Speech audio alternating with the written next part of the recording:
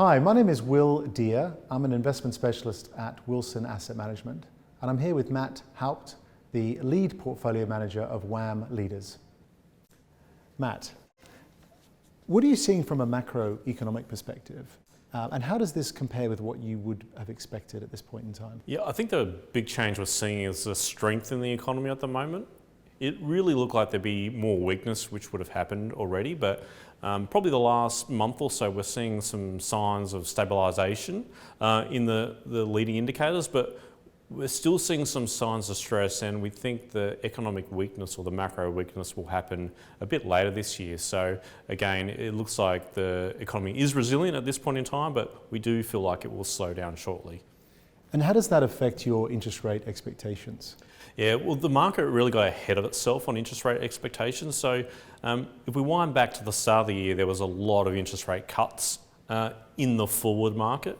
What we're seeing with the resilience of the economy is a lot of those cuts have come out now.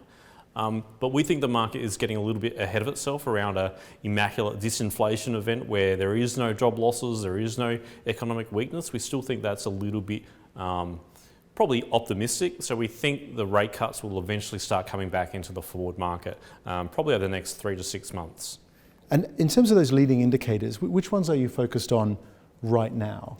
And what do you think is around the corner in terms of if there is softening, when do you think that we're going to experience a recession, if at all? Yeah, so from a leading indicator perspective, we're always looking at the PMIs and ISMs, and they actually really fell at Q3, Q4 of last year, and they've actually picked up a little bit. So those surveys don't look too bad, but there's still a manufacturing slowdown in the economy. The services, which were the boom part, have actually slowed down as well. So there is a convergence of those two, the manufacturing and the services. So that doesn't look too bad. What the leading indicator which we always watch is around credit, the credit creation.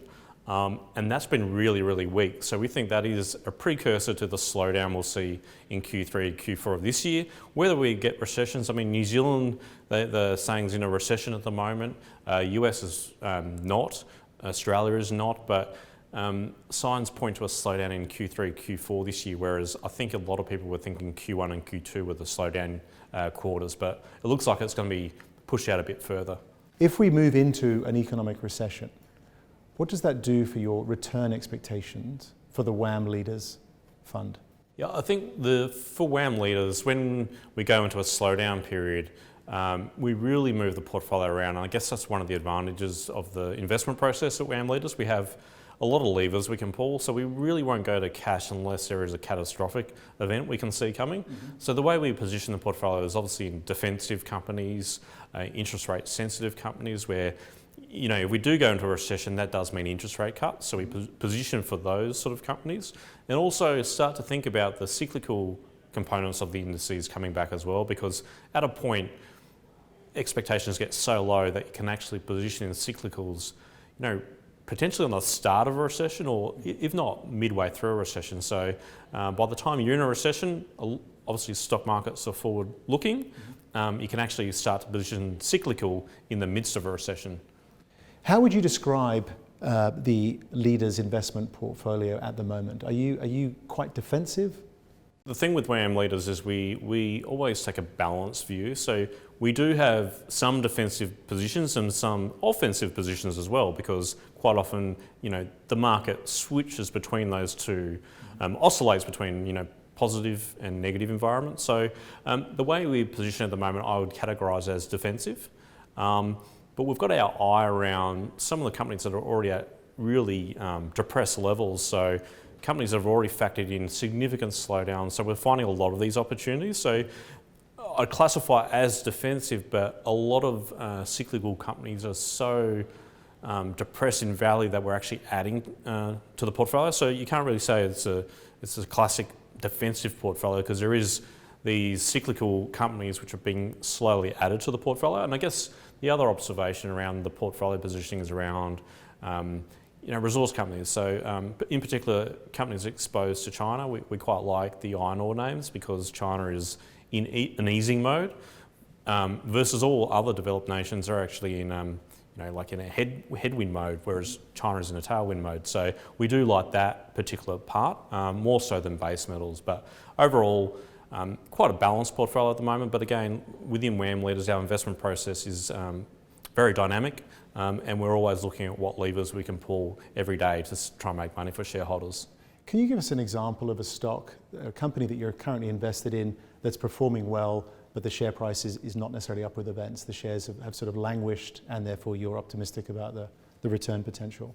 Yeah, I guess a good example of a company that is fundamentally performing well is Endeavour. So Endeavour, they own Dan Murphy's, pubs and clubs. That is a very good business. We recently caught up with them at a big conference, and they're really not seeing any sort of slowdown at all. So we're like, the share price is really, really low. The company hasn't been around separately listed for a long period of time, but it was approaching its lows, and there was a big disconnect there between how they're actually trading versus the perception, I guess, or the sentiment of the stock market on Endeavour. So we think there is a big disconnect there. It's a great business, and it has some defensive characteristics as well. So that's a good example of one where the sentiment is so bad, but the actual trading conditions is pretty good still. What's keeping you up at night, Matt? What are the risks that you're worried about that you'd like to share with our investors? I guess a big risk always is around a credit crunch. So we've seen some bank failures early in the year in the US. Thankfully, the Fed came to their rescue with some one-year repo operations to keep that sector going. But I guess when there's a crisis of confidence, it doesn't matter what policymakers do.